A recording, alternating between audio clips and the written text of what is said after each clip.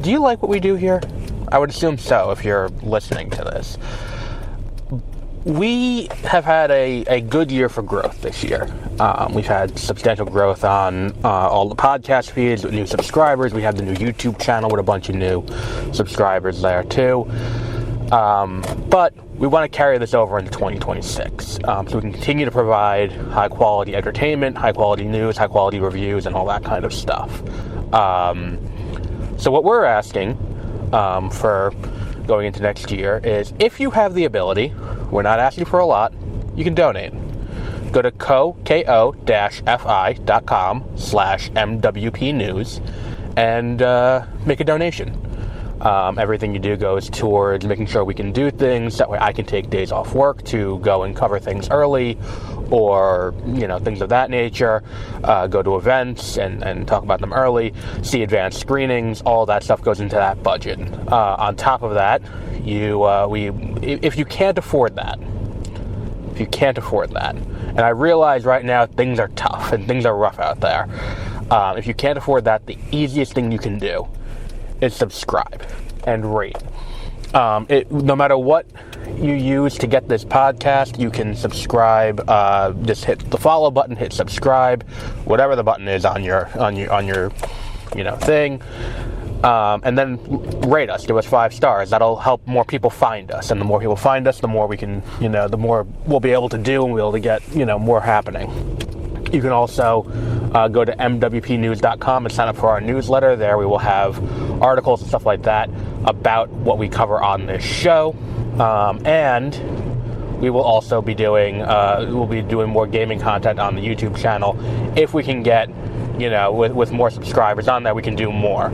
And that's youtube.com/@MWPnews. And again, thank you for a great year for us. Next year will be better.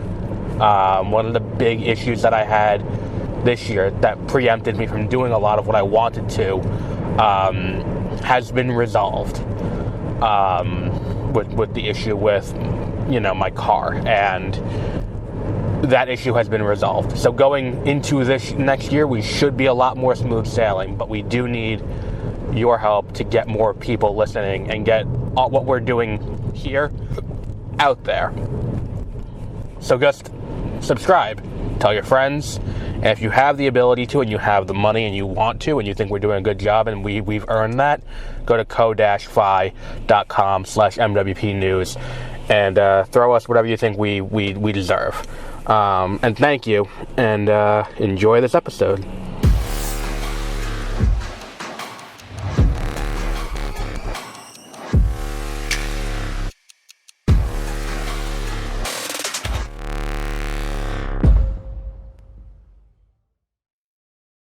Good morning and welcome to the Backlog Files. I am Adam. And I was debating how to handle this because, I started Pokopia. I started it the day it came out, on Thursday night. Then Friday night, rather than going to see the bride, I went and played played Pokopia quite a bit. Then Saturday, I played Pokopia quite a bit. And I'm recording this Saturday night. I haven't gotten too deep into Pokopia despite all of that. I've gotten, I'm probably about 10, 11 hours in as of recording this.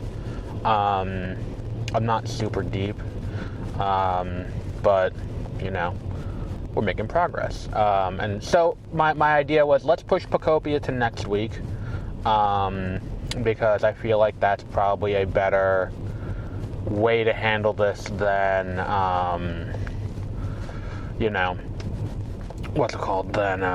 doing what I was, doing it this week based on only getting up to the second area.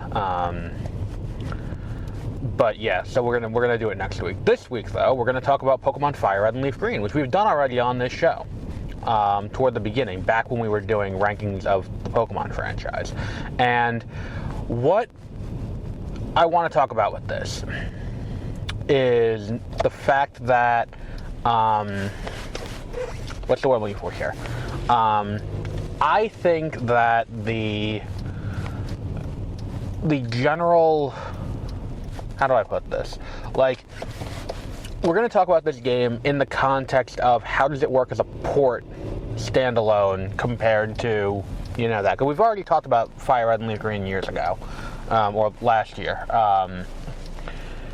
And fundamentally, the issue that I find myself with in this situation is I really enjoy this game, and I think that there are performance improvements on it that work.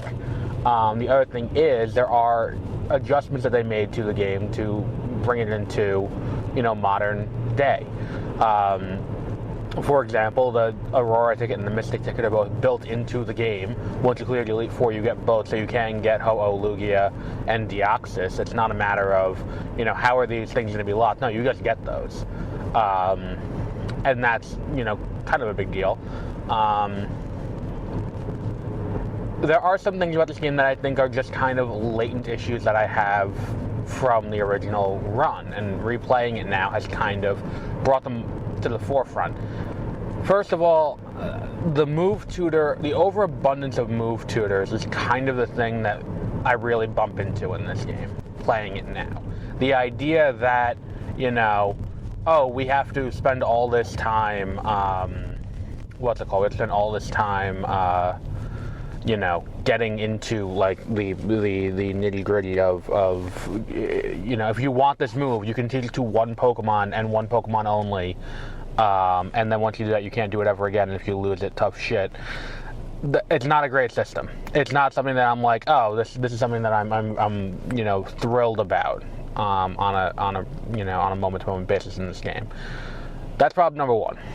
Problem number two that I have, I enjoy the game and I enjoy the updates, but for this port, the idea that and they also fixed the roar glitch. So for those of you who didn't play this game when it first came out, and you're gonna make me feel old saying this because you either weren't alive yet or you were too young to have progressed that far, when you get to the Sevi Island after beating the Elite Four, you unlock the roaming legends of the dogs from Gold, Silver, Crystal, Entei, Raikou, Suicune. And the reason for this was there was no backward compatibility. You couldn't transfer your Pokemon in from the other games. They were stuck. There was a compatibility issue between the Game Boy Color and the Game Boy Advance, so that the two couldn't trade.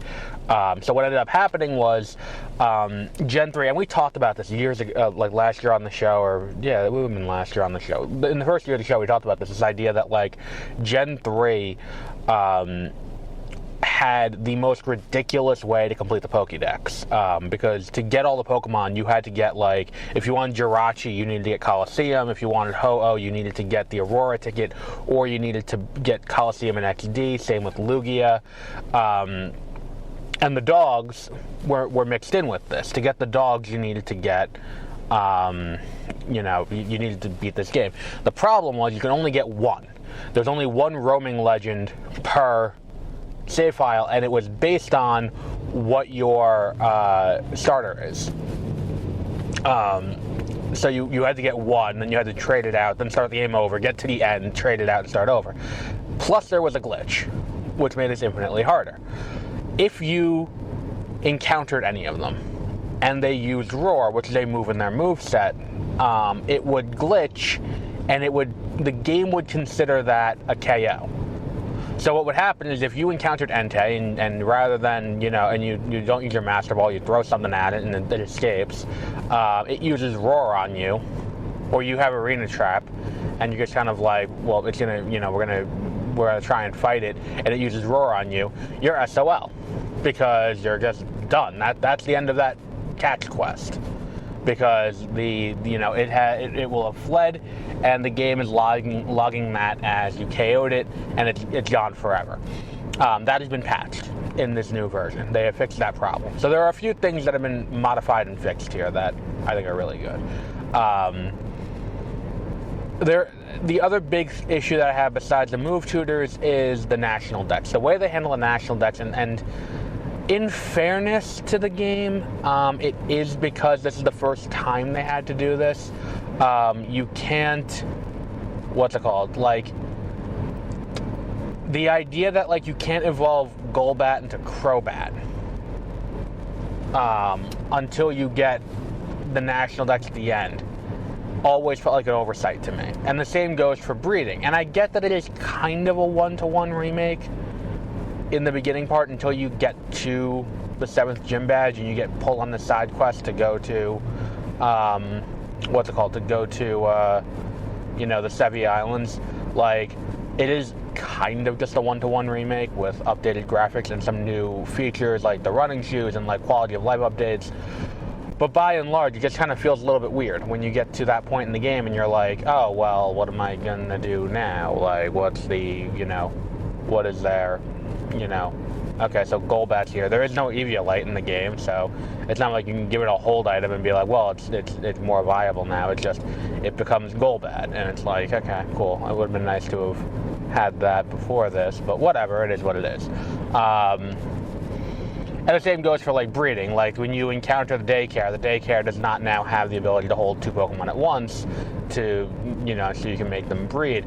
And I'm thinking about it as I'm saying this, and I'm like, that means that like there is no point in this series where you can actually do that at that first one, where you can breed Pokemon at that daycare, because you can drop off anyone with them and they'll level up. Same thing in Red and Blue. That was the case because breeding wasn't introduced to Gold and Silver. FireRed and LeafGreen, you can leave them there. And then it's like Heart Gold, Soul Silver was the remakes of Gold and Silver, both of which I don't remember if you can use that one, but both of which were kind of forgotten about when you take into consideration the one on the way to Goldenrod, which had a good route to grind out eggs with that straightaway. But what's the other one that I'm thinking of? Like, is that it? Like, is that like? Because then there's no breeding in Let's Go Pikachu Eevee as well. Like, and that's kind of weird too. Like, why is there no breeding there? And it's just kind of like, it's just kind of an oddity. And that's the thing too, is that it's like, yes, the reason for that here is to keep you from getting Elekid, or keeping you from getting Magby, or, Pichu, or anything like that. But really, would those have been tremendously game-breaking to have been able to get? Like, it's just kind of a weird choice to be like, oh, well, here's the net. And I think really what it is more is that there's no neat way to do that based on how the Pokédex is ordered. And this is something I think we talked about on not on this show, because this show hadn't launched yet back in 2018, back when Let's Go came out. I think what we had said was, what they should do is take this as an opportunity to kind of clean up the decks a little bit, where it's like, why is Nidoran was 2 Pokemon back in Gen 1 because they couldn't do divergent evolutions based on gender, because gender wasn't a thing in Gen 1. There was no, male or female, and now we have Pokemon that evolve based on their gender. So it feels weird that Nidoran is 2 separate species of Pokemon, Nidoran male, Nidoran female, that evolves into 2 separate lines when it would be 1 divergent line depending on what the gender is. Like, look at, like, Esper, where it's like, oh, okay, well, that it evolves. It's all, like, Esper always evolves into, I forgot what the second form is, or if Esper is the second form, I forgot. It is what it is. Point is, like, it evolves into 2 separate forms depending on what it is. What's the other one that evolves into separate forms depending on gender? Or does and doesn't. Mothim you can only get if it's a male. Or is it Mothim's only female? Combee only evolves if it's female. What's that one? The Salazzle only exists with it needs to be female. Like, that's the thing, is that it's like you have all of these Pokemon that occupy these spaces, yet there is no real explanation as to why they didn't fix that. And that would have been a good opportunity to do it. And then it's like you add in Pikachu as number 24, and there's a lot of things you could have done, but they didn't. And to keep on track with FireRed and LeafGreen, it's like, when you look at how the dex is laid out, it would have been weird for them to have modified the original dex to add in these Pokemon and then never do it again, Although really that's probably how it should have been done from the beginning, is that it's like they probably should have renumbered as they went. Especially if you're going to do these divergent evolutions and pre-evolutions and evolutions later on, and it definitely should have been a thing. Like, the idea that, like, in Gen 4, when they introduced all of these late, you know, these other evolutions of these Pokemon, it feels weird that, like, they're all grouped up at the end of the decks after some of the legends. Or like not before, after the pseudos, before you get to the legends is where they are, and it's like, that feels kind of like the spot, like when you look at the Paradox Pokemon or the Ultra Beasts, that like this is something, you know, that's story based, but it's not. It's just kind of there, and you know, it's just kind of weird. Like, I think renumbering as they went would have been the smarter move. It's like, you just anytime it's an evolution, you add it in. It's like, why is Sylveon suddenly in this weird spot in like several hundred after the main one? I don't know. Don't think about it too hard. And that's kind of where we are with this. But again, these are issues that go back to 2004. These aren't issues that are incumbent of this port. It's just these are issues that are within this game to begin with. The same Pokemon that were overpowered back in 1996 are overpowered here, with some exceptions, because the game is a one-to-one port, with the correction that, like, hey, we fixed Psychic type. So, you know, Psychic is weak to Ghost, not super effective on Ghost. We fixed that, so that way, you know, it's not as OP as it was. And I think that the biggest thing is that almost certainly we are getting Ruby and Sapphire in this same method.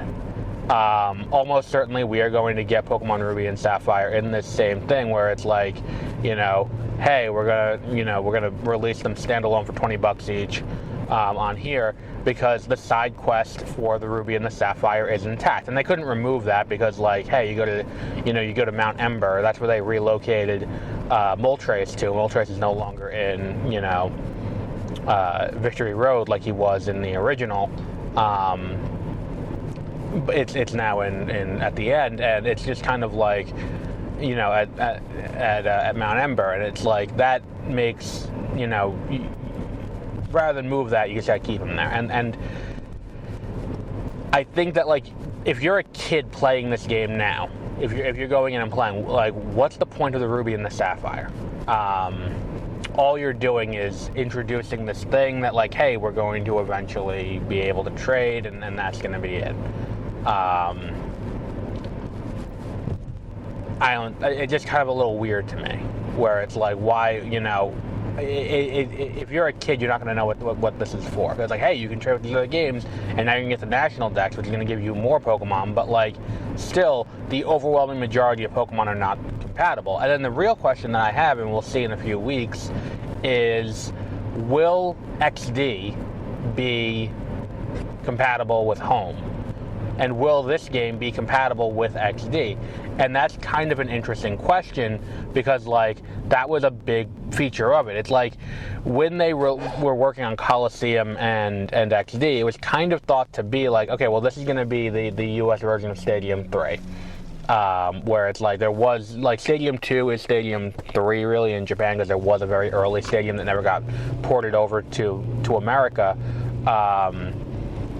But, like, the idea that, like, this was going to be the next-gen version of Stadium on the GameCube, and it's got this massive RPG element with this weird story where you're going around defeating shadow Pokemon, that's something where you're like, oh, well, that, you know, that's kind of interesting, and different. But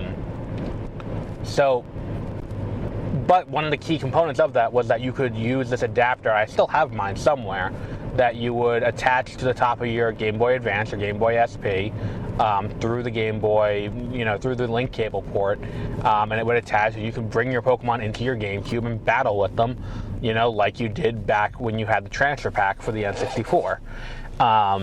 So will this game be compatible there? I'm not sure. We haven't had any confirmation about that. If I were to venture a guess, I would say probably not. And, like, if there is one other oddity in this whole situation, it's like, why are we releasing XD after Coliseum, before Coliseum? That's an oddity that I can't quite put my finger on, you know, how it's working, because it's like, if you're going to do that, why do that? And the thing is, too, it's like when I play this game, it's like I'd almost rather play, if I had the choice between, FireRed and LeafGreen. Like, if you tell me to play a Game Boy Pokemon game, like a Game Boy through Game Boy Advance, like the Game Boy family of consoles, if you said to me, hey, you're going to play a Game Boy Pokemon game, I would probably go Emerald, Ruby, Sapphire, Gold, Silver. Like FireRed, LeafGreen would probably be right above Red and Blue, which is I think what we put it in the rankings, where it's like it's right above Red and Blue because all the problems that were apparent in Red and Blue, except for like the technical glitches, are still present in this version. And that's kind of fundamentally a problem with this game. So, like, this port, I would say, is a 4 out of 5, because the game itself is kind of a 3 out of 5, but it fixes some of the issues. And that's kind of the big question here, is that it's like, if this is going to be the case, how long until we get Ruby, Sapphire, Emerald? And I think that, ultimately, that doesn't speak well to this game, that, like, we're sitting here, and my first thought is, like, when am I going to be able to play Ruby, Sapphire, Emerald again? Because those games were the shit. Like, if you were my age, like, those games were fantastic. And were such a big part of your childhood that it's like, give me that. And I get that they put these out on Pokemon Day because this is the definitive edition, quote unquote. Even though I would say probably, like, Let's Go is probably a more definitive edition. Like, if they ported Let's Go to the Switch 2, with just modified controls, so you don't have to use the motion controls while docked, that would have been something that I'm like, day one, we're buying that shit. Even if it was like a $10 patch, like, I would buy that just for that. That would have been a much better, like, thing, because I think that is closer to a definitive version of this than this version. Which, again, it's like, I was thinking about it, where it's like, when you go back and look at what a lot of the games that came out for the Game Boy are, is a lot of them, Game Boy Advance, a lot of them are ports. There are a lot of ports of old games that, like, hey, we're going to upgrade it, we're going to upgrade the visuals, and it's going to look great. Like, one of my favorite games for the Game Boy Advance is probably Super Mario Advance 3, Super Mario Advance 4, Super Mario Bros. 3. Which is a port of Super Mario 3 with updated graphics, and it looks fantastic, and it plays very well. It has e-reader support, but it just does, it's just, a little bit, it's a little bit better, and it runs a little bit smoother. But, like, you had Metroid Zero Mission, which is just Metroid, but, with Game Boy Advance graphics. You had, all the Super Mario Advance games, which are just ports of the Super Mario games, but for the Game Boy Advance. And that's, that's fine. That's all well and good. But at the same time, I'm kind of like, well, what about this other thing? And I'm surprised that Zelda never got that. Like, that would be an interesting thing, I think. And I know we're getting off topic here, but, like, it'd be really interesting if they did, like, an upgraded version of the original 2 Legend of Zelda games. I don't think that ever happened. Like, to be sure, they've been ported multiple times. But it'd be really interesting if they were like, hey, we're not doing it like Breath of the Wild or Tears of the Kingdom or anything like that. We're just doing, like, HD pixel art, like what they're doing with Dragon Quest, and we're just doing that. And it's like, it's a small port. It's like $30, or you can do 60, and it's both Legend of Zelda and then Legend of Zelda 2. That would be really interesting to me. Because the thing is, it's like, I never could get into that game because because I was, it came out before I was born, and then I went to play it, and it's like, if you don't know what you're doing and there's no guide, you're kind of just wandering around looking for shit, and it's just like, okay, well, we'll figure this out eventually, just not right now. But yeah, I mean, that's something that I would very much, play. As for FireRed and LeafGreen, which is where we started out this conversation, these games work. These games are very pretty. The Switch 2 and Switch editions of this do create it is a fantastic version of this game. It runs smoothly. This whatever emulator they're using for this is working very well, and it feels like an authentic version of that. That said, some of the things, like if you're going to go through the effort of patching it in some ways, to patch it some ways but not other ways feels very weird. For example, if you're going to patch it to add in that stuff and to add in the 2 tickets and fix the glitch of the roar and stuff like that, why is it that there are 3 separate versions of them on the eShop, one for each of the 3 regions? Why is it that we're not doing, like, why couldn't you have released this as, like the modern games, like pick your language, okay, go. Like, why was that not a thing? Like, that would have been the better way to handle this. And they said it's like, well, for authenticity purposes, like, right, but we're already off that reservation to begin with once you start putting in these other things. Once you add in, the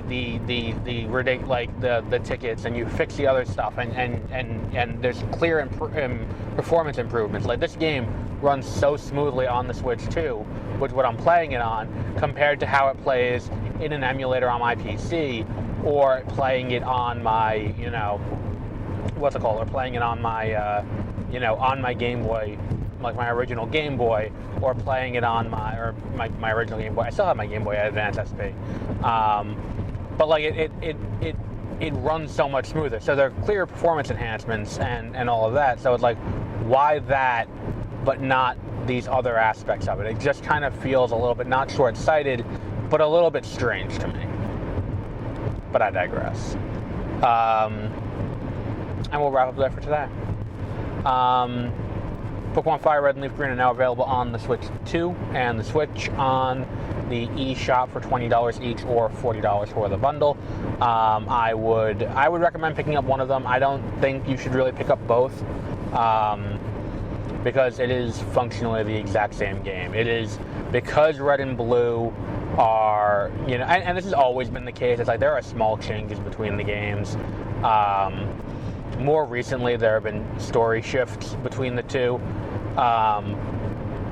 But Red and Blue are fundamentally identical games.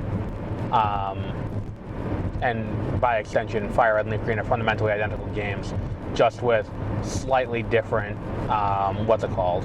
with slightly different,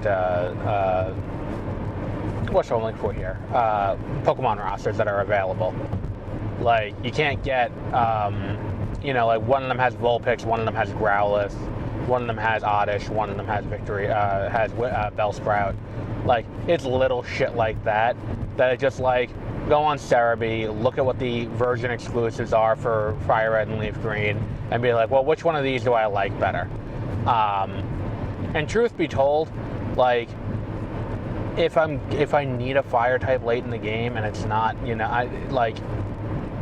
the only, like, the Bellsprout Oddish switch, like, is really only necessary for, like, the beginning, like, for Misty in the event that you picked, Squirtle or who was the other one? If you picked Squirtle or Charmander, like, you really only need him for that battle.